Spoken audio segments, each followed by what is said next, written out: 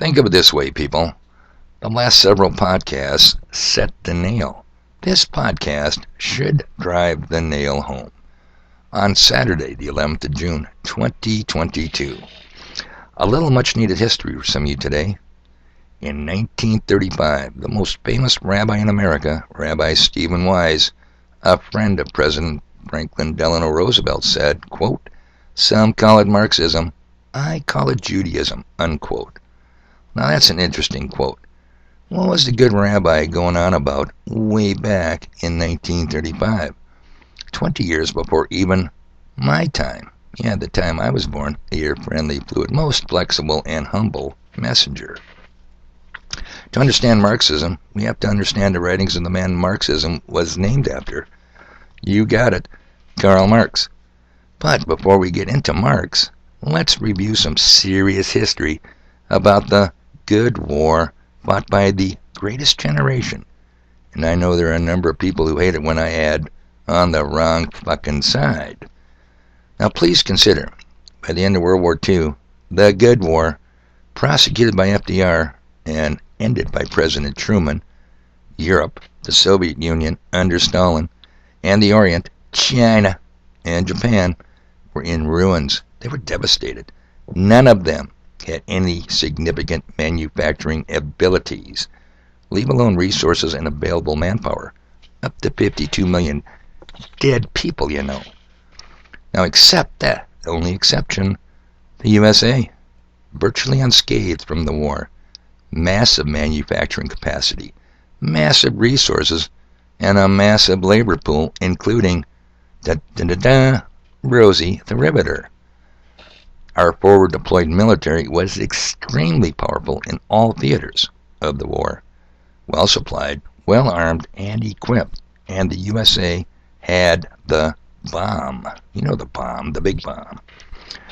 Now you would think if the USA wanted to alter the next century of world history, the USA certainly had the overwhelming ability to have its way on the kind of governments people would have in Europe, Russia, Asia, including China.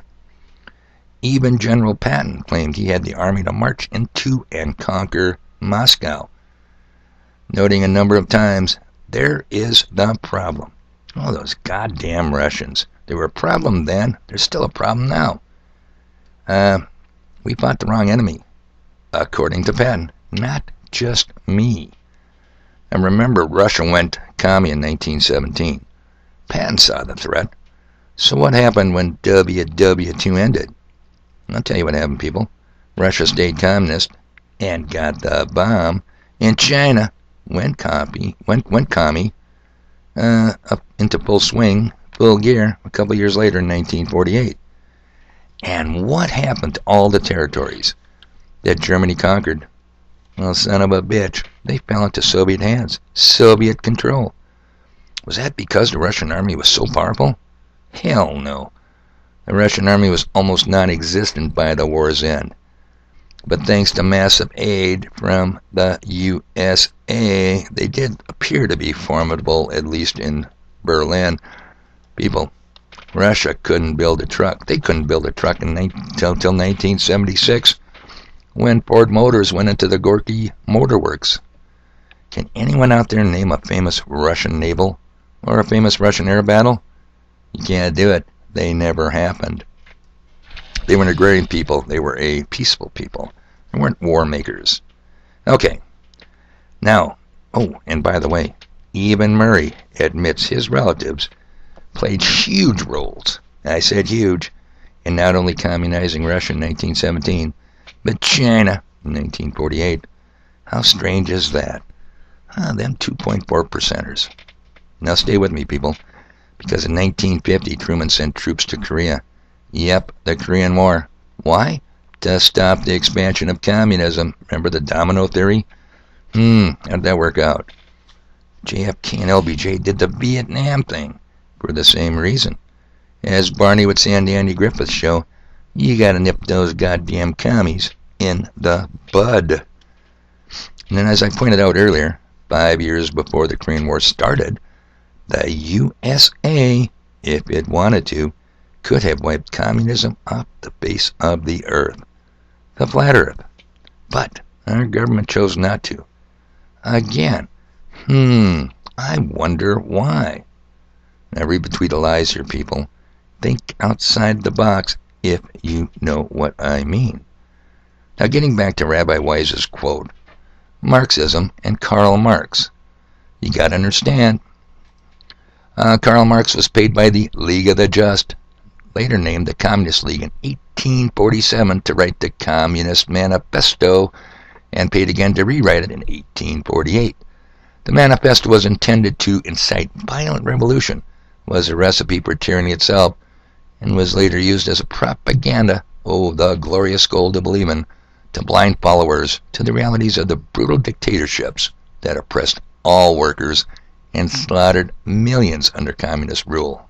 Yeah, Western nations, including the USA, have gradually implemented virtually all of Marx's 10 key steps toward creating a dictatorship. Yeah, virtually all. Try all 10. Briefly, I've told you to check it out. 10 steps, 10 planks to communize a nation, courtesy of Karl Marx and his Communist Manifesto. Plank number 1, abolition of property in land and application of all rents of land to public purses. You will own nothing and you will be very happy, says Herr Klaus Emil Schwab. 2, a heavy progressive or graduated income tax.